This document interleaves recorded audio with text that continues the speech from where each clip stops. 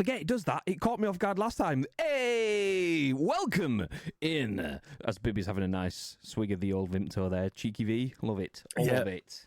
Love it. Yeah, none of that Ribena shit on this channel, I'm telling you now. I had this conversation, I think it was on stream the other day, and I was like, Vimto's better than Ribena, and there was like a couple of heathens in the chat that were like, what?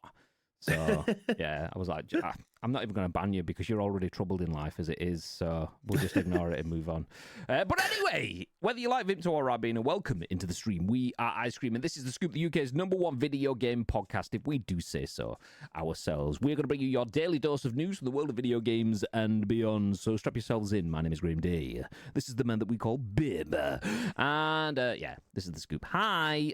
We are here to give you our thoughts and impressions of the biggest, the best, and the breaking stories in the world of video games, but we want your thoughts and impressions, and then your thoughts and impressions on our thoughts and impressions, and whatever you want to share your thoughts and impressions on. And please do feel free to share them in the chat. We are live on twitch.tv/ice cream, where we go live each and every single Friday at 10 a.m. Ish. It's not even 12 yet. We went live at 11, which is right next to 10. No, 12's here. Oh, yeah, so he was. Yeah, nice. 11 right next to 10. That's ish. Nice, perfect. It's important that you do get involved in the stream, though, whether you just want to chat to us, share the issues or whatever, because the live stream is turned into a podcast, a video on YouTube, and an audio podcast on iTunes, Spotify, Google Play, and Amazon. So all the on-demand people do get to the pausing, rewinding, fast-forwarding, listening to 12 and WhatsApp me, and all those things. Yep, that was my WhatsApp, not yours. You're okay. But they don't get to add in to the on-air conversation. So if you are watching on Twitch, please make sure you say a big hello. There you go. That's how Baby says it. That's not okay. We're going to try again. Hello. There you go. In the chats. Before we jump to the news, though, a couple of talking points. We do the loot drop, which is a monthly giveaway exclusively for subs to the channel. One subscriber gets a prize, which happened last week as, I think it was 12. Was it 12? It was 12. 12 won a copy of Kingdom Come Deliverance 2. Didn't want it, so took a hat instead, which means we have a copy of Kingdom Come Deliverance 2 to give away at some point. But we might also have a couple more things. But the Monday coming is another Loot Drop Monday. So if you are subscribed to the channel at 3 p.m. on Monday when we do the export, the first Monday of the month, then you will be in for a chance to win. We will draw in the Discord as we usually do, and we will let people know in there. You'll have 2 days to claim, and if you don't, we re-roll, baby. Nice! But for now, how's tricks, Mr. Bip? Yes, fantastic, Graham. It's Friday. It's Friday, man. He got no job. Yeah, it's been a long week this week. It feels like it's because we've been so busy. You think that the week has flown, but there's that many things that I've tried to get done. That this it's just. I know it's Friday now. Nearly the start of the weekend, nearly time for some PG action tonight. Yeah. Do you know what I mean? So that's what I'm looking forward to now. Kingdom Come 3 will be out before I get that hat, says 12. I mean, a bit of commotion in the office yesterday when someone realised what the name was that was on the front of the box. That's going, I'm not going to say it because I don't know if a lot of people know your name, but the surname was Big Ed on it. And it was a little bit of commotion in the office because I didn't know that it was me that was sending it to you. And it was like, is this a real person? Is that the actual surname? I'm like, yeah, of course it is. Yeah, wait until you see him. But yeah, it's out for delivery. I think it's been collected already, actually.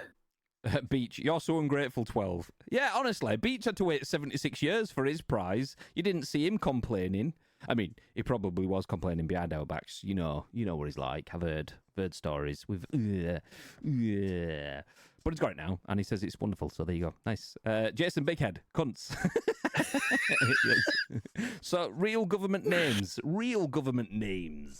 Nice. Speaking of busy weeks, by the way, just a prep. Obviously, we do go live each and every single Friday at 10 a.m. ish. The ish is a very big ish next Friday because I will be being invaded at this point next Friday, probably. I am in hospital next Friday, so there won't be a scoop. There might be a dollop. Bibby might jump on with some news solo, but as with anything, once we lose a member of the team, the workload is doubled off stream as well, so it doesn't necessarily mean that we will. So Bibby might go live next Friday. We might not. Next week is a busy week. We would usually do like a recording on the Wednesday if we know in advance like this, but Wednesday we have stuff happening off stream that we can't talk about because of NDAs and so on. But exciting bits that should lead to some cool stuff, hopefully, for you guys on the channel as well coming forward. So it's a busy week off stream. Should be back, touch wood, fingers crossed, unless something goes wrong, for Chasing Crates with Mates on the Saturday. But the Friday I will not be around. So no scoop, possibly a dollop next week. Just a heads up before any of that kicks off. Beach says, never. It is wonderful. Nice. There was something. Someone was saying something about you had a little bit of latency or something. Have you managed to figure out how to get around that stuff? So you're playing it without the latencies and stuff now? I'm using the exact same headset. It's big things. I love it. I love my A50X. We were talking about it with Bally the other day, which reminds me, I need to jump into my Discord messages after the stream to sort that. But do you know what? We'll have those conversations elsewhere. For now, I will jump into the first story after I read Tito's comment. Might be a dollop, might be more solid. Depends how hospital goes. Sorry, couldn't resist. No, accurate to be fair. For now, though, first news. Should open full screen. Yeah, it did. Didn't have to change things. Lovely. This is written by Sam Woods over at The Gamer. Call of Duty now has its lowest ever, you can't see it because I'm in the way, average player count on Steam. Is what the article says. See, I love The Gamer. My favorite news site is undoubtedly VGC, but I do love this about The Gamer: the fact that they give you this 3 bullet pointed summary. If you didn't want to read the full article, you can get the gist of it there. That is exceptional work, because news sites don't do that because they want you to stay on the website so they can show you more advertisements and get more money. Whereas these think, do you know what? If I give you the good stuff, you'll come back anyway. And that's the long game that I can get behind. So much appreciation for that. But the article itself says, it's been a tough few months for Call of Duty, mainly facilitated by issues with this year's entry, Black Ops 6. The game faced backlash for using AI, has been constantly under fire for its expensive cosmetics, lols in PUBG, and its maps have been called some of the worst in franchise history. Lols in PUBG. There has been a near constant barrage of negativity surrounding the title. Ultimately, this led to Black Ops 6's player count falling below Modern Warfare 3's just a couple of months after launch, and it failed to recover, even with the launch of Season 2. While it looked like things couldn't get any worse for the storied franchise, they have, with the game now hitting record low player numbers on Steam since its launch was... they have, should I say. Let me go on and read that whole thing again, because the delivery... The wording was right, the delivery just wasn't dramatic enough, so we'll try again. So while it looked like things couldn't get any worse for the storied franchise, they have. With the game now hitting record low player numbers on Steam since its launch was released on the Valve-owned platform. When it launched, excitement was high around Black Ops 6. An Xbox Game Pass release meant it was accessible for new and lapsed players on Steam, and it peaked at 313,313 users.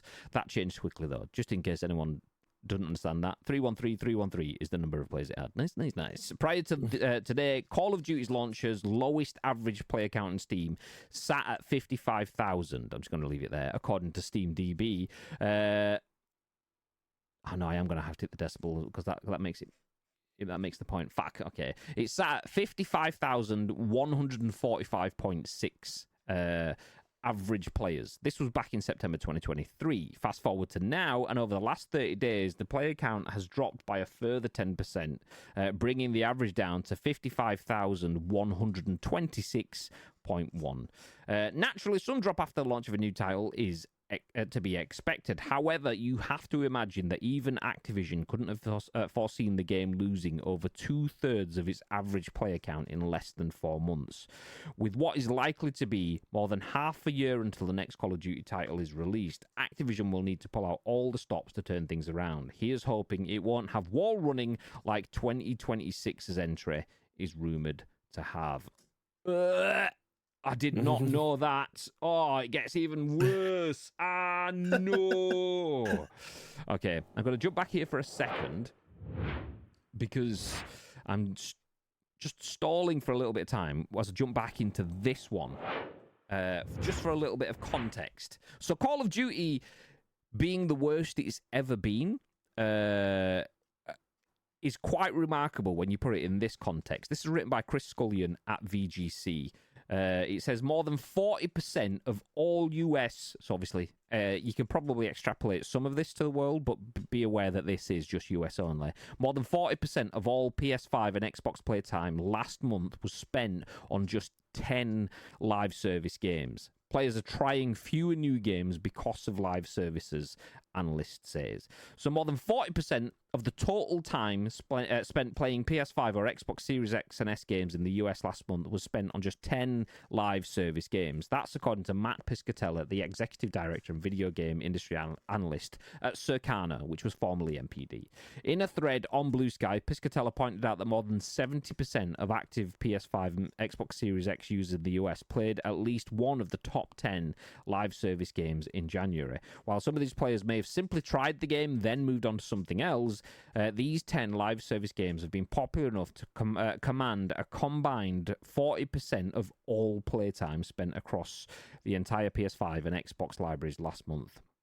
Piscatella notes that statistics may be concerning for developers and publishers of games of other games because of the total US video market game spending. Total players and total hours all peaked in 2021, and the pace of games being released hasn't slowed. As such, the pool of potential players isn't getting larger, and if many of them are spending a lot of time on the same 10 live service games, that reduces the amount of time being spent trying out other titles, in particular new releases. Quote, a lot is riding on the new products coming to market this year to hopefully combat or reverse some of these trends, Piscatella noted, presumably referring to the Switch 2 and numerous upcoming AAA games. GTA. Quotes, used to be that players would jump from big game to some other games, but they were most often moving to something new. That they purchased, he added. Now, the live service games suck a ton of available time, and it's hard to beat free if it's good. So, here we are. End quote. So I'll stop there. We don't need to go any more. That bit was just to add a bit of context to the fact that Call of Duty is a live service game, an absolute mammoth of a live service game. Live service games in general are taking almost half of the available playtime in the market, and that's just from 10 games, split across 10 games. So despite live service being almost half of all playtime, Call of Duty is not having a great time with its lowest average players on record, at least according to Steam. So two different trends, both of them potentially worrying. What are your thoughts, Mr. Bibb? Yeah, I mean, Chappers has pretty much summed it up in one sentence there, saying that COD has a real identity crisis at the moment. I don't think it knows what it wants to be. I think the fact that we're getting a different game every single year from a different studio who has a different idea or a different theme of the game might be putting people off. Like you've actively said many, many, many, many times on this podcast that you don't like the you want boots on the ground. You don't want the wall running. You basically just alluded to it then with the fact that it could be in the new game and stuff. So, but you also you want modern stuff. You want the modern warfares. You don't want the old school world wars where they don't have sights on the guns and things.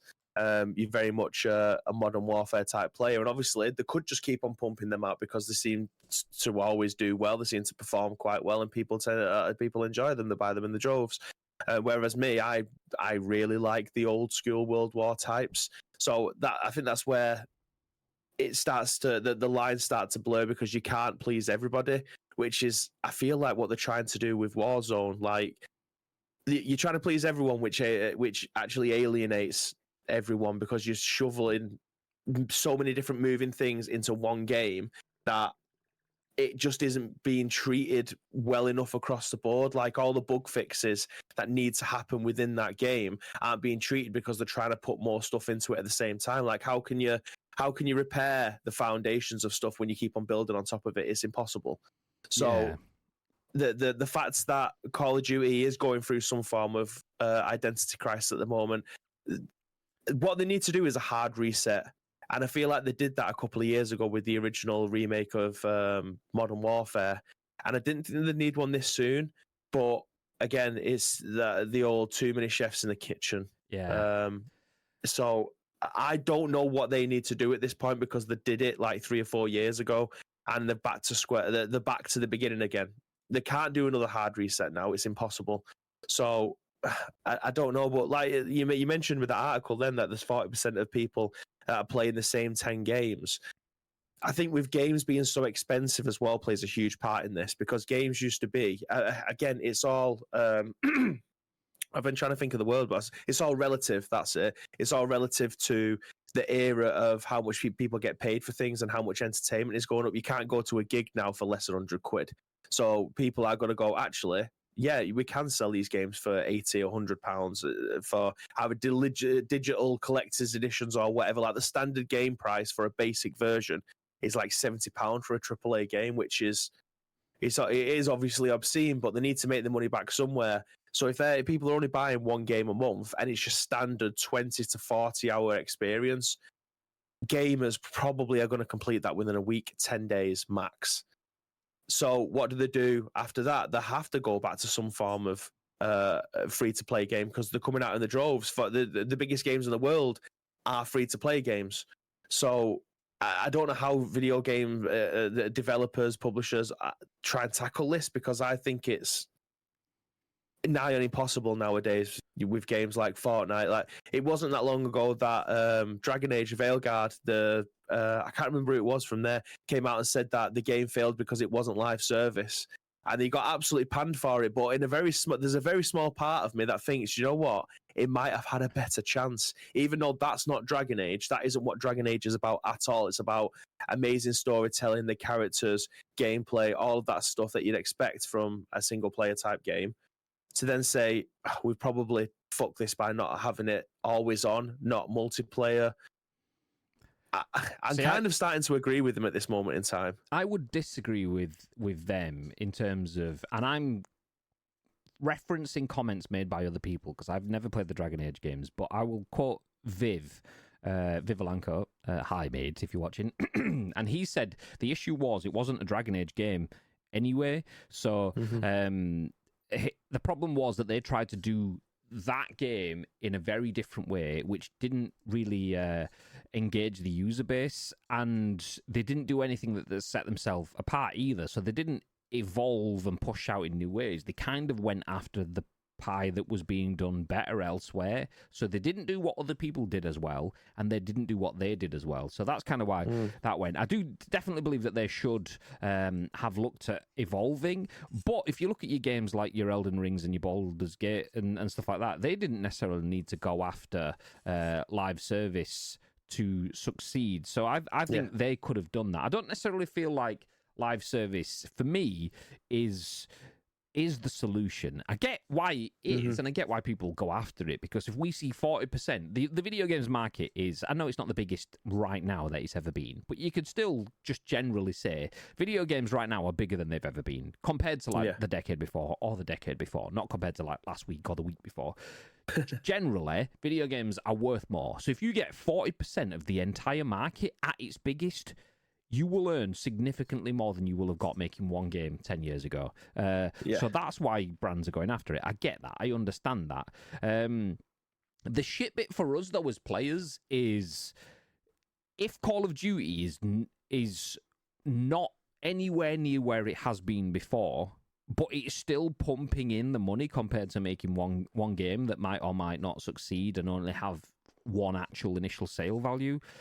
Call of Duty aren't happy with that, but they're still earning more money off that. But the downside for us is if they're not happy with it and their investors are not happy with it, but they're still earning more money, that they're going to either shut up shop, release members of staff, or let's say leave that stuff doesn't happen, they're going to change the way they make games to facilitate that live service and income fee, which means more spending, more maybe not loot crates because Call of Duty's moved away from that, but stuff that does take more out of your pocket, which is probably why we've seen things like the Teenage Mutant Ninja Turtles crossover, as we reported in last week's show, being more than the actual cost of the game itself. It was about 80, 90 quid or something. It was definitely $80, $90. It was something similar-ish, obviously a little bit lower in pounds. So if the player bases are dropping slightly, but still massive, but not enough for them, then that's when you start to see those expenditures. So it is kind of worrying to see that 40% of the video games market is in live service games, where some of those most major games in that space are dropping off. That means that 40% of the market are at the risk of exploitation. If all of those games are doing the same thing, if they're all thinking, user numbers aren't increasing, there's a number of metrics in video game marketing: DAUs, daily active users, or MAUs, monthly active users, and so on. Usually those are good sources of how your game is tracking, how many people log in every day, how many people log in every month. Usually ties relatively well to how much people are spending every day and every month. So your DAUs and MAUs, if that's dropping off, revenues usually are dropping off with it. So having 40% of the market but dropping off yourself means that even the biggest games out there are going, shit, we need to penny pinch here. We need to charge more and make things cost less and get more value-added stuff. So it is kind of a worrying time, especially when that article mentioned that it was the second article. I don't know if I can find the quote. It was basically saying, there we go, Piscatella, I think this is it. I'll read through it. It might not be. If it isn't, I'll just tell you the point I was getting. So Piscatella notes that the statistics may be concerning for developers and publishers of other games because the total US video game market spending, total players and total hours all peaked in 2021, and the pace of games being released hasn't slowed. So games are still being released at the same rate that they were in 2021. Just less. What happened in 2021? Obviously, people were at home. But the point being, though, is that obviously spending, play hours, and so on has dropped off naturally, but games are still being released at that rate. Yeah. So the expectation is unrealistic there in the fact that we're releasing games just as fast as we did 3 years ago, 4 years ago, 5 years ago, but people aren't playing as much. Yeah, because they were locked inside. They couldn't do anything else. You need to check your figures. The reason you're getting rid of people is because you're expecting your game to have Bibby do nothing but play that for 16 hours today because the other 8 he has to sleep. So, 12 hours Bibby gets every night. Listen, lockdown was a different fucking beast, you know what I mean? Like, there was very little sleep going on, too much drinking, too much golf, and playing video games. But yeah, it was like people had so much money that there wasn't being able to spend. Like furlough was a thing. People was getting full wages and stuff. So they had nothing else better to do than play video games or go on park runs or whatever it is that was locked in. So I think it's naive. If there's people making decisions based off of people being stuck in their houses for the best part of 6 months, then they shouldn't be in that job. Like, there's no way that they can forecast the same amount of figures of people playing the game, daily active users, as well as people actually buying them. When a global pandemic was happening, where people couldn't leave their house, you cannot base your current sales figures on the same metrics nowadays because people have lives. People go on holiday now. People go out and actually exercise. People go out and, I don't know, go for meals or whatever. Just want to point out, I do not exercise or have a life, so don't be tiring me with that brush. Thank you, mate. Listen, you walk into Manchester to walk the dog to go and get whatever it is from Fat Pats. Yeah, do you know what I mean? Sold, agreed. Yeah. So that for me, my friend, is leaving the house. Therefore, equals exercise. So to wrap this then, so Call of Duty is its lowest ever player count, whilst live service games still account for 40% of the market. It is kind of a worrying time for me because live service games are dropping off, which means that they will start to do things that can either be, we always talk about PlayStation and Xbox, the console war, and the most exciting brand is usually the brand that's in second place. If you're in first place, you don't want to rock the boat. If you're in second place, you have to do something to capture the hearts and minds, column inches, get people to reach into their pockets, grab their wallets and invest in you as a brand. You need to inspire them to do that. Whereas if you're in first place, you don't want to inspire anything because they're already inspired, and you hope that the level of inspiration is going to stay there because you want to keep the status quo and the happy medium that you build right now. So in video games, all of these first-party games are already at the top of the market, but they are falling off. So their steps to keep that status quo is, if anything, it's the opposite of inspirational. They don't want to rock the boat. They want to keep where they are. So they're going to do what they're doing, but a bit harder and a bit more leaner. And that often means charging more and giving less. Anyone that's played live service games over the 7-8 years that they've been very well established. What's that? I've just seen Ads's comment. I could just imagine him going for a piss shadow boxing across the landing. Literally. So for the benefit of the audio podcast, Ad says I get up to pee to exercise. I get up to pee. That's exercise at least 4 times a day, and I always end up shadowboxing for no reason whatsoever. So there you go. Conor McGregor on the hopefully landing. not at the same time, because the amount of spillages and stuff would be insane there. Like someone set off a sprinkler in the bathroom. He's pissing into a trough, Graham. Get it right. So yes, anyway, video games will get leaner. Over the last 7 or 8 years, live service has become more clinical in terms of the amount of content that you will get for your season pass is less. The amount of money that you will spend on your season pass is more. The amount of time that you have that season pass is usually less. It used to be a 2-3 month pass, and it's now probably 4 weeks, 6 weeks. And you might have concurrent passes running side by side. And that is a trend of profit chasing. People are dropping off. Your time in the limelight is dropping off, so you need to keep that status quo, though. So we're going to squeeze you a little bit more. What we need is that other 60% of the market, or over the 60% of the playtime, which is not those top 10 live service games, to break out. We need that next breakout success, whether it be a full genre like your party games, like your Fall Guys, or sports games like your Rocket Leagues or your Battle Royales or whatever it is. We need something else to come and upset that status quo so that people do more than just heavy bank into live service games. And hopefully this year could be that. The implementation of new platforms, they mentioned Nintendo Switch in there. For me, that's kind of same. It's more of the same, just a different box, different case. But the GTA 6s, I know everyone's kind of tentpole in that. That could be the largest failure in video games. Probably won't be. If anything, the most likely failure for GTA 6 for me is that it's just GTA 5 again, but not quite as well. That's the biggest failure for it. For me, the reality is it will be GTA 5, but better. And that, and the industries that can spawn off the back of one hugely tectonic release, as we saw with GTA, with RP and custom lobbies and content streams bursting off it in every single direction, that kind of change of attitude and change of opportunities could lead to a whole new booming industry, which then ruffles that top 10 game having a 40% monopoly on the leaderboard. That could just completely change. It might be one game has a monopoly, but the stranglehold taken away from live service might push people into trying other things. Probably unlikely, but wishful thinking.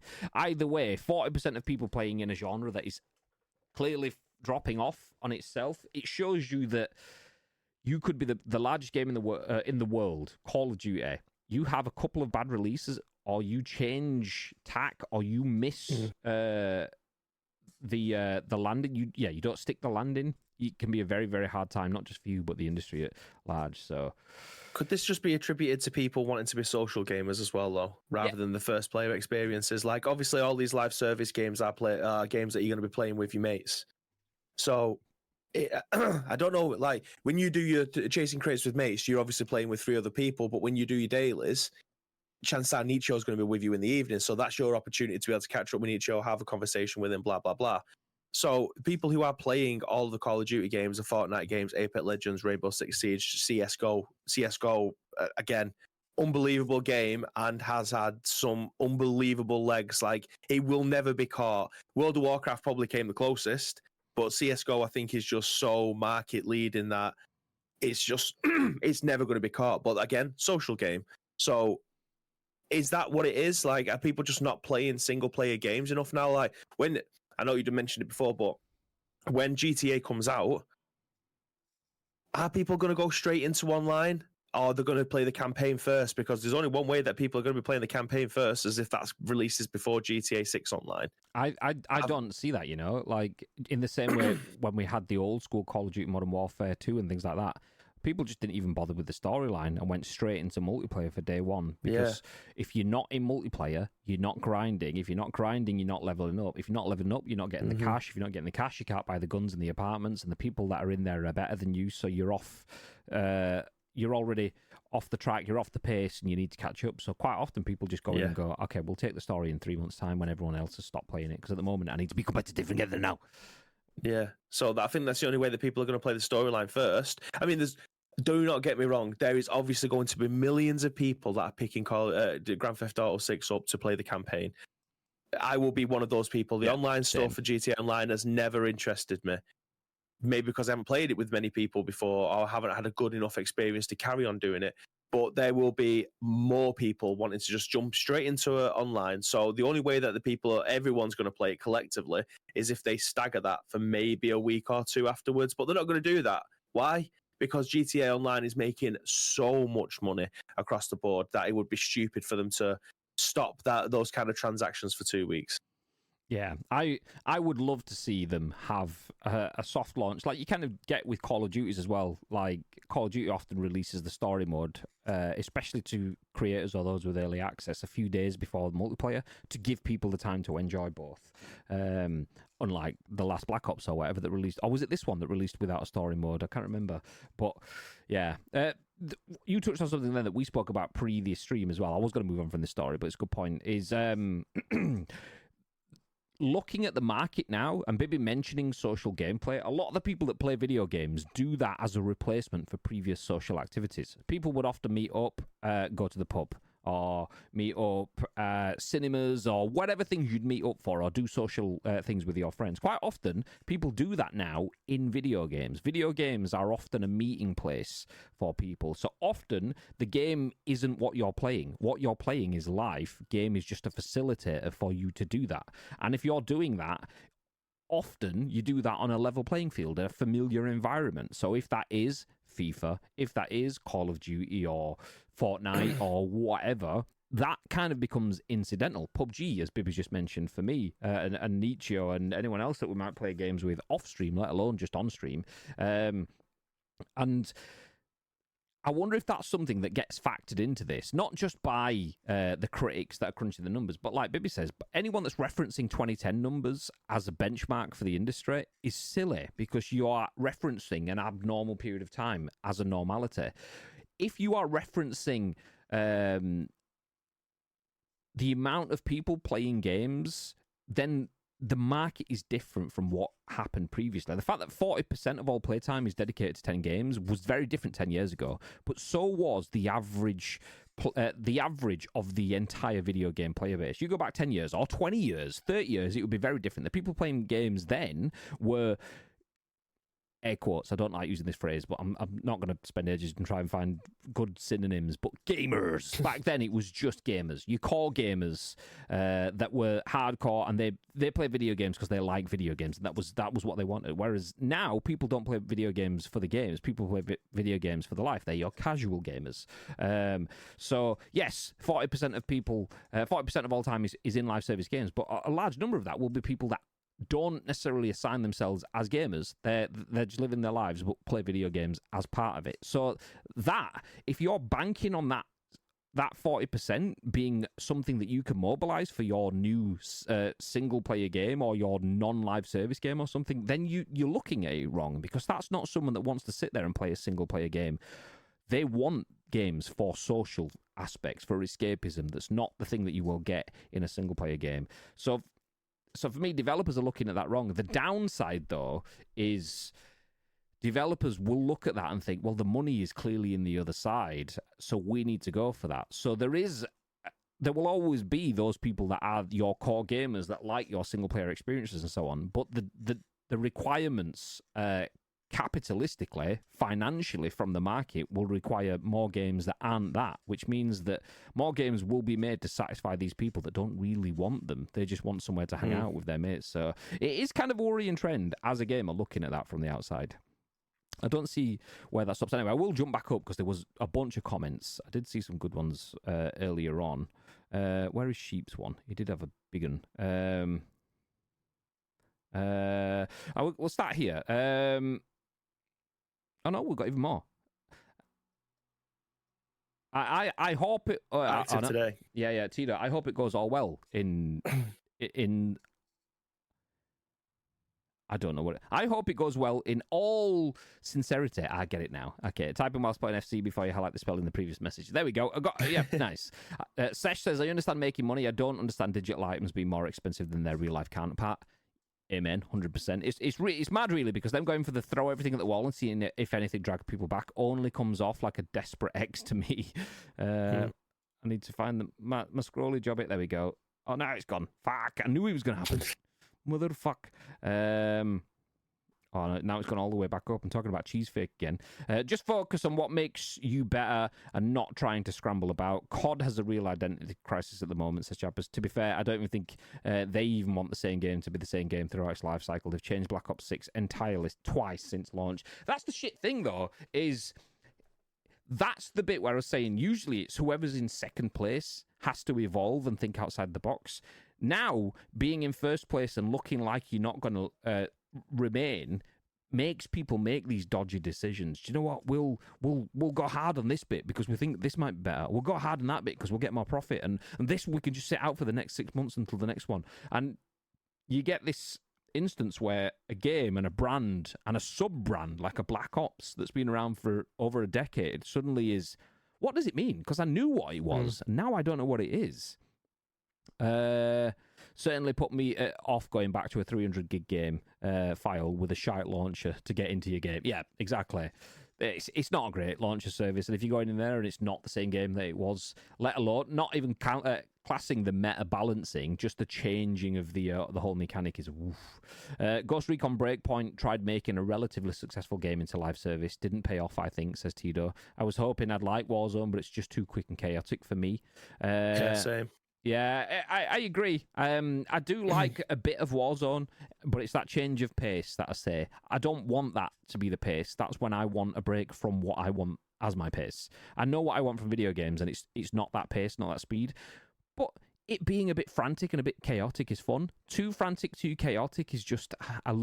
okay, once that novelty of that having to skill up for that wears off, and you're just in that all the time, if you're always oversensitized...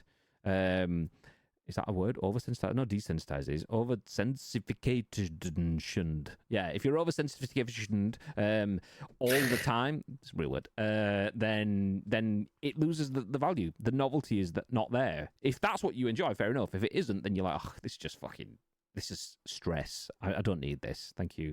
I honestly think a lot of players have been turned off gaming. Sub-high games have been pumped out with ever-increasing methods to pump us out of our cash. Drew says, nods approvingly. I can't remember what that was for, but cheers, Drew. Thank you, mate. Gamers have always been cynical. This is it. With Netflix, Prime, Game Pass, YouTube, etc., the competition for people's attention has never been more difficult. People don't have the same willingness to go through the crap. It just gets chucked to the side. If a quality game drops, people just move on with COD. More so now it's free with Xbox Game Pass. They need to seriously swap their focus from eking out every penny from gamers and focus on making games and changes that players want. But that's the thing, though, is... sometimes the changes that players want are expensive and they're already focused on eking out every penny. So I hear what you're saying. I know that you want less bunny skins and you want us to focus on changing the servers to make the whole experience just be more enjoyable. But if we do change the servers, there's a whole cost on not only scouting new server systems, but then running tests through our network and so on. And then the ball ache of actually moving the network over, because no amount of testing ever gives you a proper representation of what it is when you move your servers and so on, because there could be all sorts of overload and stuff there.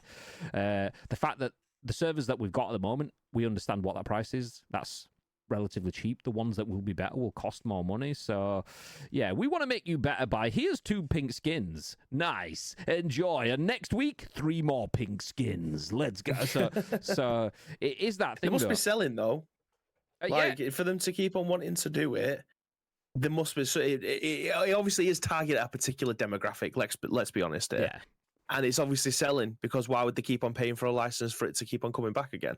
So, I mean, are we the mugs? Yeah, and we are across all of the games, though. So I'm saying pink skins. If you're thinking Call of Duty doesn't have pink skins, it doesn't, because it's targeted at a different demographic. What Call of Duty does is gets you the Teenage Mutant Ninja Turtles and the Terminator and Predator or whatever it was, and Ghostface and things like that. So they get you westernized skins that you would be willing to be throwing some cash at. Which was fine. But now we're at a point where we've had in the past those skins disappearing at the end of the year. So Ghostface, one of my favourite skins, doesn't exist on the new games now. Okay, so I spent money for no reason. Great. So then they fixed that by adding new skins in, but then the prices of those have gone from 7, 8, 14 quid to now you're looking at 100 quid for a set of 5, which is madness. So, yeah, they do need to focus on quality content, and quality content can be aligned with better revenues, but the industry proven does not know how to do that. Yeah. There must be something we don't know, whether it be licensing fees or whatever behind the scenes. It can't surely just be based on we want more profit for our shareholders, because everyone across the board is doing it. There has to be some reason why someone somewhere hasn't gone, should we just do this right? Because, maybe we just do good content. Fortnite hasn't, though.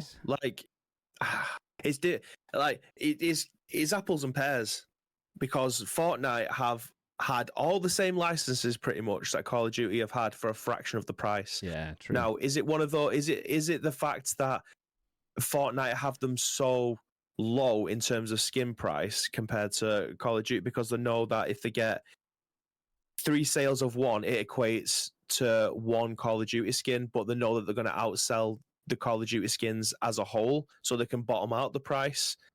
It's because that's the average price that people have paid. It's like economies of scale. Like if you only have 5 people to sell to, you need to sell at a high price. But if you could sell to 50 people, you can drop the price and you can make your money back in increments. So that does kind of matter. But Call of Duty have been through that themselves in terms of selling loot crates at pennies each to get a good skin, versus selling a good skin at 10 quid. More people will buy the good skin at 10 quid than will waste their potentially 3 quid, potentially 15 quid, potentially 30 quid on loot crates. And they realised after 3 days we've actually made more profit from selling the skins up front than we have from loot crates. So they've gone through that sort of learning themselves. They've just now gone, let's just turn the needle just a little bit, move the needle a little bit further towards profit. And I think the average skin price is like between £6 and £8. I can't remember. It's been a while since I bought one on Fortnite, but 6 to 8 quid compared to, what was it, £20 each for the Teenage Mutant Ninja Turtle ones, and TMNT was in Fortnite not that much.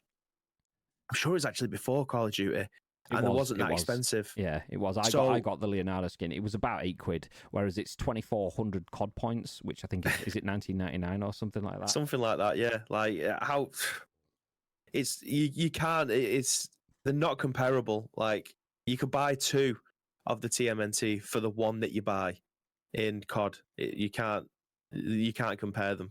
So you can't compare. Who does it better though?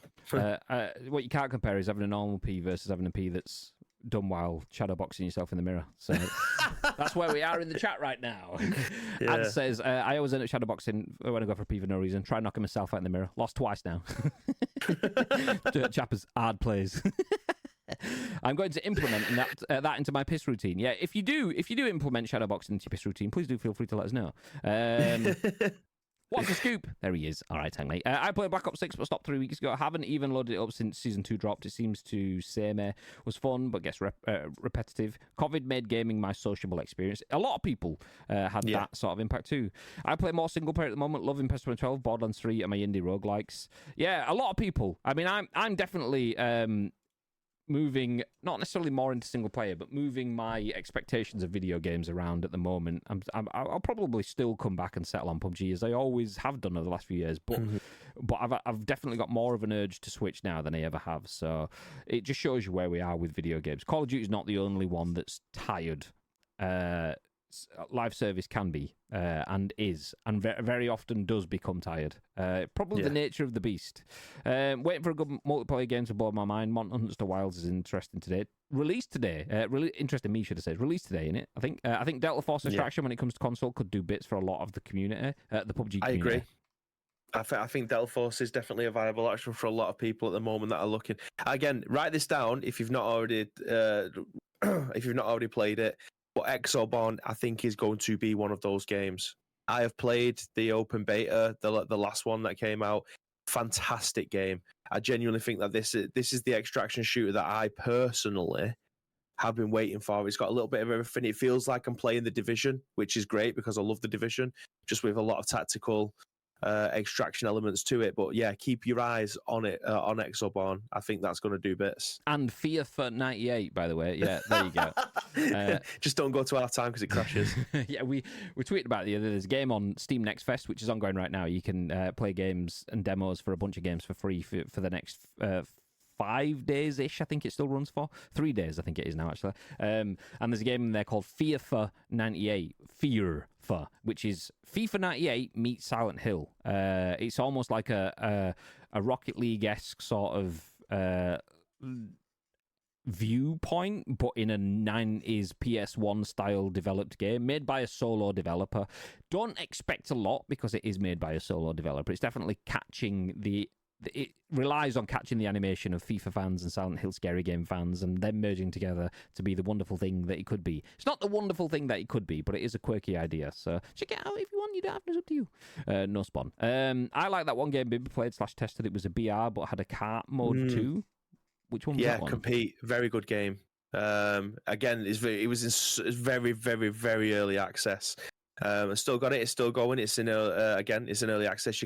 Anyone can play it, but that is tight controls. It does have double jump in there, which I'm not too mad about. It doesn't have wall running or anything, but it does have a double jump booster. That is a very good game. Very good game. I haven't played it for maybe 2 weeks now. I've never actually played the kart racing on it. Or you can't, maybe. I don't know. God damn. Yeah, we couldn't find the game online for the kart part of it. But yeah, as a BR, it's great. It's, again, very early access, so there's a long way to go with it. So it could change umpteen times before release. But that's one to keep an eye out. But I think we've got a while before that sees the light of day. Carry on with the chat. Tank says, overstimulated? Sometimes I am, but not today, thanks, mate.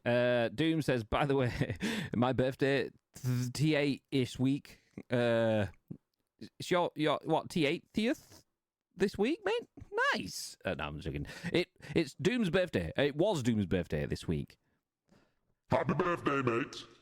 Happy birthday. Happy birthday. I would usually do the happy birthday to you thing, but I've not got voice mod set up, so happy birthday, mate. I don't like you that much. Yeah, I don't like that much. Yeah. Ad says Cody Rhodes. I can't remember why, so we'll just keep going. Are you still drunk from celebrating? I remember him putting it in the time. I was like, why is that there? Planned. Try again. Planned for Saturday. For this Sat, if you want games. What all day or the evening or what? What's to crack? The next game I'm looking forward to is Roadcraft. Not even sorry. Mud Runners and Snow Runners was fun, but missing elements. So this should scratch my itch. Fucking knew I'd pay for that. Obviously nice. Tank says, and I can speak very good Welsh, so get ready for this. Penbylwyd Appus Doom. Mate, there you go. Codskin. Is there actually a Cody Rhodes Codskin? Oh, I think there was wrestling skins in there at one point. They had a Nicki Minaj one at one point as well, which I thought was a bit wild. But yeah, and Snoop Dogg and bits and stuff. Yeah, I get that though. Snoop's a gamer, and that's not me disregarding Nicki Minaj as being one, but I can't imagine that one sold all that well. You never know. I did see a bunch of clips and stuff on it. Celebrity culture. I bet you did. I bet you did. On that bombshell, we're going to put a pin in that and move back over to the next news story. Jordan Midler at VGC has this one. Pokemon Champions announced for Nintendo Switch and mobile. I don't know if you noticed or knew or cared if you don't or not, but yesterday was Pokemon Day, right? Mm-hmm. Was you yawning then with closed mouth?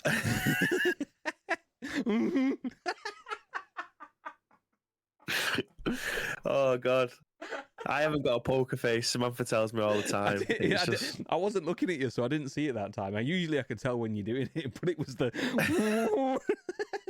it's like someone trying to swallow a train. Fucking crying. My eyes are watering.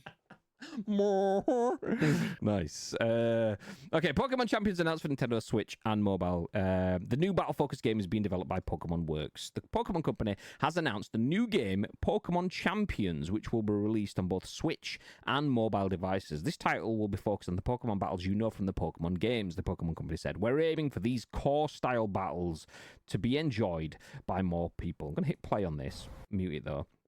The game's planning is being handled by Game Freak and development will be handled by Pokemon Works. The game will connect to Pokemon Home and will be compatible with Pokemon Scarlet and Violet.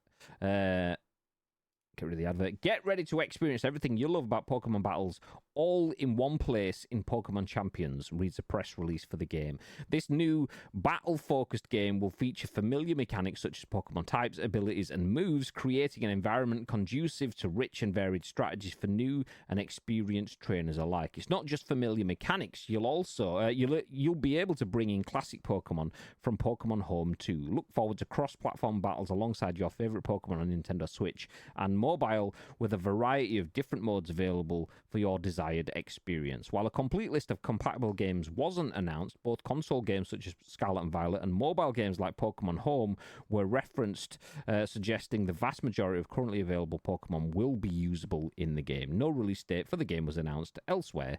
Pokemon showed off the latest trailer for Pokemon Legends ZA? I don't know. But did you see this, babe? What are your thoughts? Yes, I love the look of this. It's so, I don't want to say it's something a little bit new because we've obviously seen a lot of these types of things before. The only thing that I haven't seen in it is how they actually battle. Is it going to be like Pokemon Stadium, or is it going to be like what was the new latest Pokkén tournament? Is it going to be like that? Is it going to be like doing combos and shit, or is it going to be turn-based? That's what I want to know. But again, looks fantastic. This is obviously going to be on Switch and Switch 2, right? It doesn't actually allude to it because it just says in development now. So it might be limited by what we're going to be seeing on with the original Switch, but I hope to God that this is going to be like a high performance game because I'm ready to see. Like the animations on the TV show are obviously so much better than we're getting in the games for obvious reasons. I want that TV show feel when I'm going to be playing this. Sorry, I was just adding the discussing now bit. Pokemon Champions announced for Switch. Yeah, I think you're right there in saying this has to be on both. It'll probably come out on Switch, but it'll be one of those that's like Xbox Series X and S enhanced. It'll be Switch 2 enhanced or something like that. Has to be. I am a big fan of the idea of Ads' words. Looking forward to Champions. Looks like a modern day stadium. Yeah, like Pokemon Stadium way back when on the 64, was it? Is that what it first came out on or something? Yeah.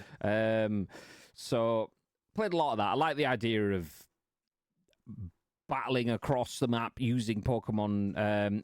I much prefer it to not be turn-based when it's in that sort of environment and be more fighting game. So for me, I'd like that, but I still don't really care in the nicest possible way because I need more than just a Pokemon game for me to be fully invested in Switch. I have a Switch, don't use it. I have a Steam Deck and much prefer that. Switch 2 doesn't fuss me. I'm not planning to go out of my way to get one. If they're cheap enough to buy and there's real reasons to buy them, that's great. Mm-hmm. But this definitely won't be enough personally for me. And it was because, like, watching this trailer, I got excited at the fact that, like you see when it gets into the battle sort of phase, there's a Charizard. I was like, oh, okay, well that's it. Graham's happy, but then it goes into like the is it like a Mega Evolves? Yeah, nah, I'm lost. You've lost me again. Then you've taken something I know and turned it into something I don't know. Therefore, I'm not bothered. It's cool, but I'm not. I'm clearly not their target audience anymore. I'm the boomer that just doesn't want to move ahead with the time. So it's cool, but it's not enough for me. Anyone in the chat, mega Pokemon fan, does that tickle your pickle? What are your thoughts? Please do feel free to let us know. The new game ZA isn't turn-based. Yeah, that'll be like Arceus, right? Like what was Arceus not turn-based, or was it? I don't know. I thought it was when you was in battles. Yeah, I thought it was. Yeah, but I wasn't 100% sure. I did watch Show play a bit of it, but that's been a while since then. It's going to be like Pal World. Wait, don't say that. The Pal World developers will come for you. So yeah, if you missed that, Pokémon Champions was announced for Switch yesterday. We're picking up the pace now because we've been on for quite a bit. So if you notice the news stories are rolling, it's because we are made. Next up. Honestly, can't get a week without mentioning PUBG. I've mentioned it like 7 times already, but we'll mention it again now. This time, Matt Wales at Eurogamer has the next story. It says, here's a look at PUBG. There you go. No, wait, no, it doesn't. It says, here's a look at PUBG creators' survival game set in a wilderness generated by machine learning. Prologue, go way back. Out in Q2. So PUBG creator Brendan Green's ambitious 3-game project will soon get underway with the launch of Prologue, go way back in Q2 this year. And in the run-up to the survival game's release, Green's studio, PlayerUnknown Productions, has shared a first trailer. I'm going to hit play on this. I've not seen this myself. I will watch this again after the stream. I'm going to mute it now, though. For some backstory, Green unveiled his studio's 3-game plan last December, explaining that each project would build on the last, culminating in something called Project Artemis. That started with last year's early access release of Preface, Undiscovered World, not one of Green's 3 planned games, but rather an immersive tech demo, giving players the opportunity to explore an Earth-scale world generated by machine learning agents in real time. With that project now out in the wild, things are about to step up a notch with the release of Prologue, Go Way Back. This builds on last year's tech demo by introducing more traditional survival game elements into a wilderness generated by machine learning, enabling millions of maps and delivering what's been described as a self-contained single-player open-world emergent game within the survival game.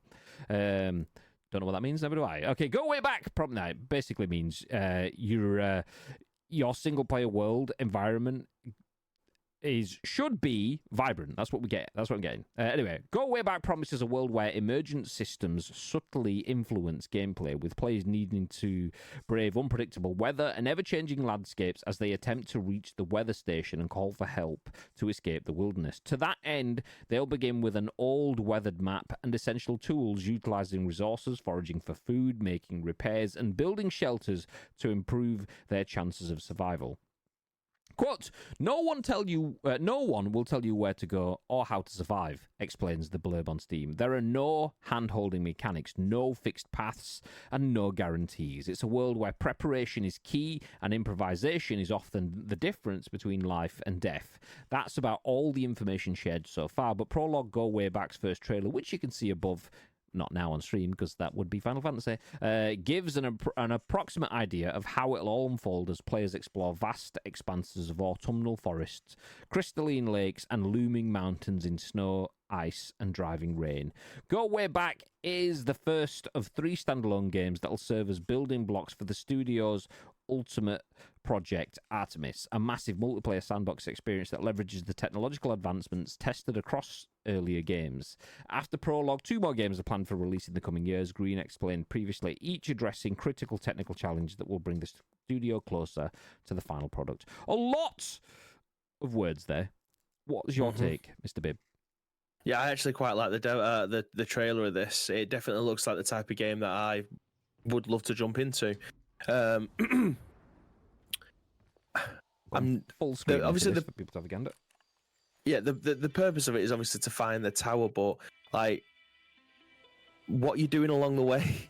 Like, I know it in the trailer it shows you like running through the forest or whatever, and then you see a cabin and you go to sleep, wash your clothes, blah blah blah. It's kind of like a I don't even know what kind of survival game I'm trying to compare it to, but it looks good. I just need to see a little bit more of it. Like I like the lighting effects on it and things like that. So I need to know more before I can.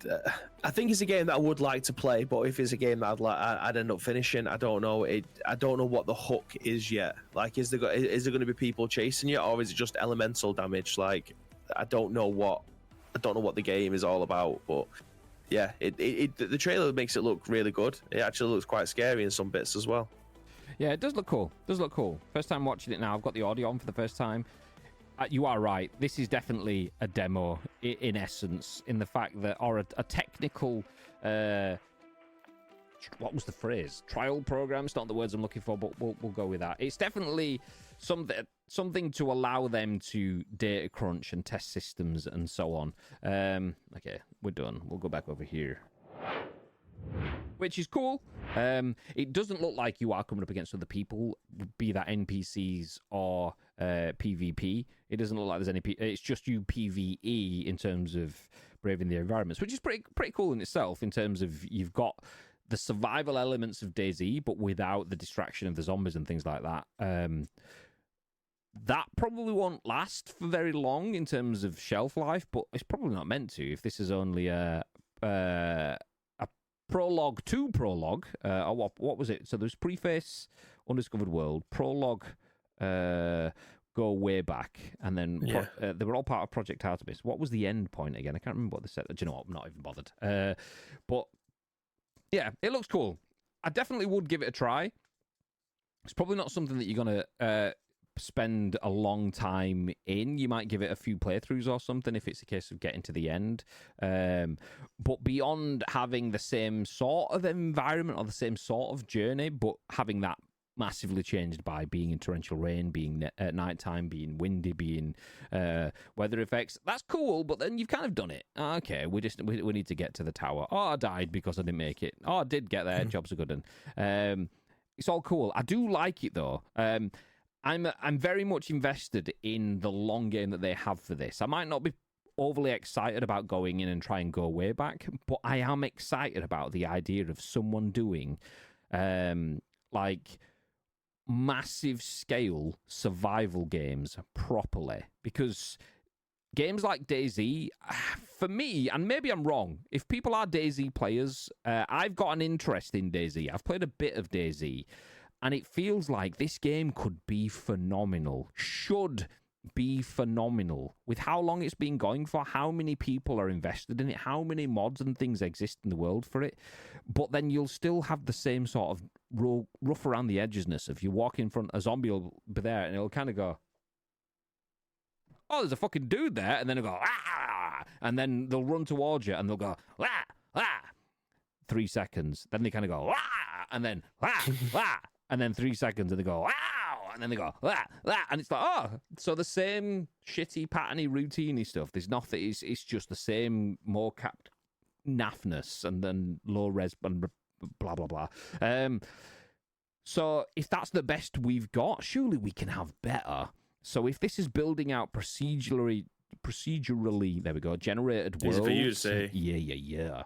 That has more dynamic weathering, and your map, your world that you're playing in is different to mine. Maybe in the final game we can jump in each other's worlds, and it's almost like Minecraft in the fact that your procedurally, there you go, generated world is different and has been customized and tweaked by you, and other people can come into it and so on. And then people can start building custom maps with fucking their own buildings and shit. If that's where we're going to, happy days. So right now, give it a try, have a tinker. Don't expect a lot, and maybe you'll have a good time. But yeah, I'm liking seeing someone tinkering with a creative angle that doesn't look to be heavily hinged on let's milk every penny out of this yet, because that is where PUBG came from, and then naturally it got taken to a different angle after launch. Hopefully we keep going in the same direction with this, because this could be exciting. Speaking of exciting, Mr. Bibb, you shared this in the Discord earlier on, and it definitely got me excited. If you didn't see this, fucking spicy meatball. Sticking over at Eurogamer and sticking with Matt Wales, Terminator 2 is back as an arcade side scroller, and it's coming later this year. Rasta La Vista, baby. Yeah. So some 35 years after experiencing an overwhelming sense of mild disappointment thanks to Ocean Software's Terminator 2 Judgment Day and the ZX Spectrum 128K, I get to tell you a new video game adaptation of James Cameron's movie hit is coming this September. But despite the furious march of technology, this one's also going to be 2D also. Shout out to Ocean Software, because Ocean Soft is my favourite video game logo ever, bar none. I fecking love the logo of Ocean Soft from back in the day. But yes, they tried a big game. It wasn't great, so we're getting a new Terminator 2D side-scroll. So Terminator 2D No Fate is the work of developer Bitmap Bureau, the studio behind the likes of Xenocrisis and 88 Heroes, and it's looking to deliver some good old-fashioned arcade-style side-scrolling action inspired by iconic scenes from Terminator 2 and original scenarios. Its obvious selling point is its rather strikingly animated pixel art, but as per Terminator 2D's announcement trailer, it's also got a bit where you get to wander around a bar as the T-800 smashing up buddies while unabashedly in the nude. As it happens, though, the T-800, nude or otherwise, is just one of several characters you can play as in Terminator 2D. I'll hit play on the trailer as I'm reading. Bitmap Bureau say the T-800 has been designed to emphasize his weight and power with moves including a devastating shoulder barge. And while he's slower than Terminator 2D's other playable characters, Sarah Connor and John Connor, he also has high durability. As for Sarah, she's agile and reactive, excelling at melee combat with a sliding attack. However, she can also deploy her laser sight, locking her in place but significantly boosting damage. John Connor, meanwhile, will be playable as an adult during the game's future war missions. He's not as agile as Sarah, but can evade attacks with a tactical role, and also emphasizes mid to long range combat with a plasma rifle, pipe bombs, and 3 ammo types. And of course, the iconic T-1000 is back as the game's main adversary. Liquid metal abilities included. I'm going to hit pause on this trailer because we've got 30 seconds go. I'll just read this last bit. Terminator 2D No Fate, which also includes multiple endings, leaving players to decide humanity's future, launches for PS5, PS4, Xbox Series X and S, Xbox One, Switch, and PC via both Steam and Epic on the 5th of September. Skadoosh. 5th of September. You interested in this, babe? Yes, I think I'm actually going to pick up the physical of this. I went on the website to find out how much it is, and it's £45 for the physical. So I think this is one that I'm going to pick up. I think this actually might be my first limited run game. Oh, is it limited run doing the physical side of it? Yeah. Love the. I think. Just look. Had a quick glance at the end bit. Then the continue. Do you want to continue 10, 9? And it's got the bit where that Arnie's thumb comes out of the fucking. I call it lava, but it's molten metal. I'm just gonna stick with lava because that's an easy word to say. Thumb comes out of the lava at the end, kind of like, ew. That's class. But yeah, I big actually don't fan think of it this. is limited run. Big fan of this. So, for anyone that doesn't know us and what we've played previously on stream, we played through Teenage Mutant Ninja Turtles and Streets of Rage 4, both side-scroller games. We're a big fan of modern, postmodern side-scrollers, and clearly postmodern side-scrollers that have an influence from the 80s and 90s with the Turtles and Streets of Rage, and now Terminator 2, so fucking yeah. I wonder if this is just single-player, or whether they'll have any sort of, like, two-player, multiplayer sort of crossover and stuff. From everything I've seen so far, it looks single-player. Yeah. But, yeah, I'm definitely interested I'm in not getting sure this on one that as one. well. But yeah, we're of a particular vintage, shall we say. So growing up on these types of games, like genuinely Terminator, RoboCop versus Terminator.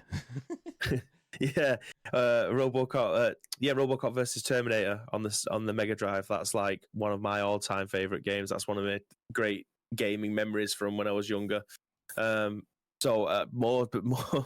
More Terminator side scrolls. I mean, the animations are so smooth on this. Like, obviously, it is like to reference the older type of games, but the animations of what they could do nowadays, it looks so smooth. Like at the very end, where Sarah's shooting the T-1000 into the lava, and you just see like the back of him just start to have the liquid metal popping through. It looks so good.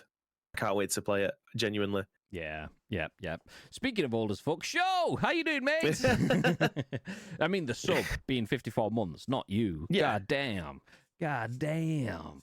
Appreciate that, thank you, mate. I do feel mugged off, though, because there's no cheesy bad joke that's come along with that primer there. So I'll allow you to throw some sort of horrific banter, some sort of dad punnage. We'll wait for it. I like the name because No Fate is a reference to what Sarah Connor scratches into the bench before she goes after Miles Dyson. There you go.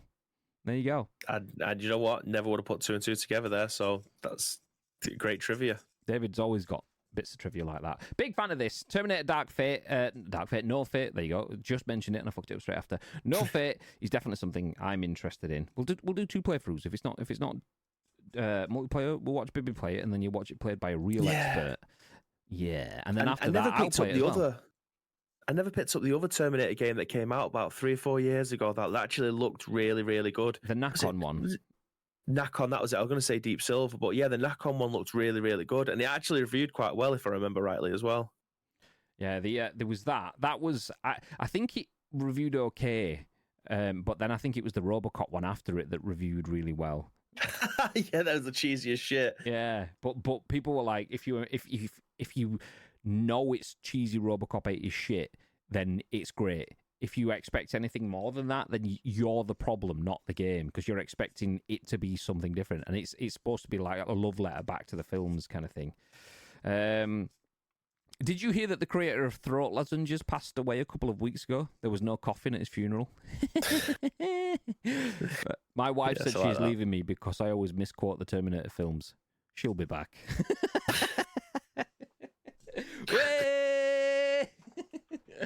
I like it. Loves it. But yeah, that has been it. Let me give you a bit of a recap. We spoke about, at length, Call of Duty has its lowest ever average player count on Steam at the moment in Black Ops 6, which is quite a remarkable feat when you consider the fact that... minimizing things. When you consider the fact that 40% of all playtime on Xbox and PlayStation... Big yawn there, babe. Nice. Yeah, I just went for it this time rather than fucking stretching my face, eyes watering and stuff. Where did we get to? Oh, yeah. So, Call of Duty is its lowest ever player count, and that's surprising when 40% of all playtime, at least in the US, on PS5 and Xbox, is spread across just 10 live service games. So nearly half of the market is defined by 10 live service games. Call of Duty being one of the biggest live service games is at its lowest ever player count. So when live service games are thriving and Call of Duty isn't, it's not a great sign. What is a great sign, though, is that Pokémon Champions has been announced for Nintendo Switch and mobile. So if you want some Pokémon fun times, that is coming, as well as Pokémon Legends. Is it Z-A? Z-to-A? Z-hyphen-A? How am I pronouncing that? Is it Z-A? I don't know. Next, we then moved over to look at Prologue Go Way Back, which is a game being made by by PUBG original creator Brendan Green. That's the second release that he's had in that. So in the build up to whatever, I can't remember the name of the final game is going to be. But yeah, check it out if you want some tech demo fun times. And then if you want some actual fun times, Terminator 2 comes back as a side scroller this September. Terminator No Fate. I'm clearly hungry because I've got turkey on the brain. I am starving now. Yeah.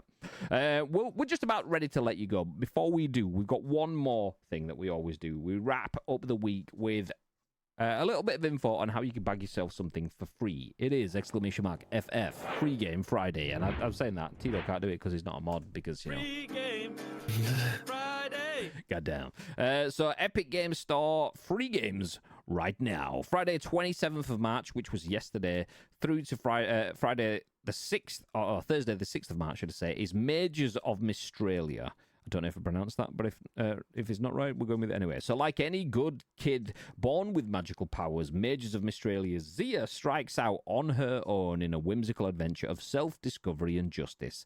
As an action game, you'll use Zia's spellcasting kit in encounters against irritable dragons, creepy tree guys, and hostile mages. Those spells are a little more than the regular old fireball types too. Mystralia lets you customize spells with behaviors like bouncing, homing, and teleporting, even going as far as adding options for size timers and how Zia's magic triggers. So there you go. That is a game free on the Epic Games Store right now if you want something different to play this weekend.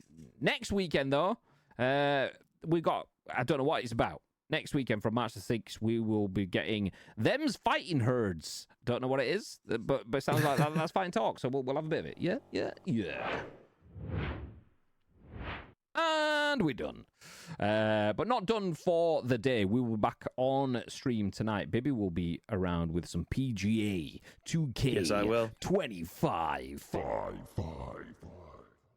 And might be joined by Dunk from the sounds of it. Dunk, if you have been watching Bibby play games on the weekend, has jumped in for some FCs and some PGAs and stuff in the past.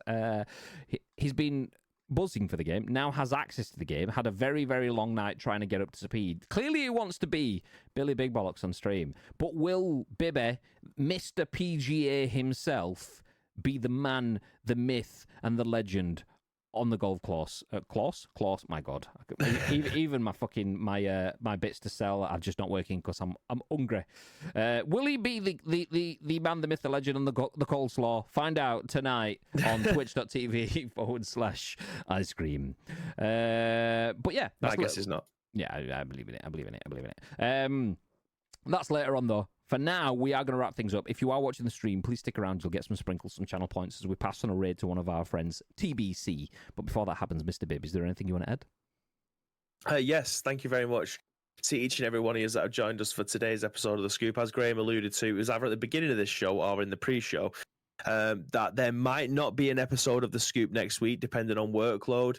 So there's only one way you're going to find out, really, and that's by following the channel. Making sure that you're subscribed to our YouTube, making sure that you've rung the notification bell on our Spotify profiles, because if there is one, you'll be notified. But yeah, if you want to help shape the next show, whenever that might be, there's two ways you can do so. First of all, find us on social media. This is at Ice Cream Uploads across all major social media platforms, or alternatively, get involved with our Discord. All we need from you is a URL plus your thoughts and opinions. We will then give you our thoughts and opinions on the very next show, which could be in the next week, it could be in the next 2 weeks, but at what time will that show be on, Mr. Graham Day? Time-ish. Yeah, probably 10 a.m. Ish. Maybe 10 a.m. Yeah. So probably not next Friday. Not from me. Possibly from Bibby, but whenever it is, 10 a.m. ish. You get the idea. I've just had a quick look at the list. I see Molo, friend of the channel, he's playing some PGA Tour 2K25. So if you want to stick around, we'll drop some love on Molo. He's a very good guy. Do you know what? I see you all sat in the chat right now. If you go over there and you don't instantly follow him, you'll be banned from our stream and his. It's what it is. It depends. Do you support us and other people and want to see the best people have the best time? Then go over there and drop a follow. Or you don't have to. It's up to you. So yeah, nothing new there. Touche, Tito. Touche. Streaming tomorrow. Missed it before work crap. Yes, mate. Yes, I will be on tomorrow. Probably PUBGing tomorrow, but we'll see. It might, if we do, it might not be for the full stream or whatever. We'll see it. So yeah.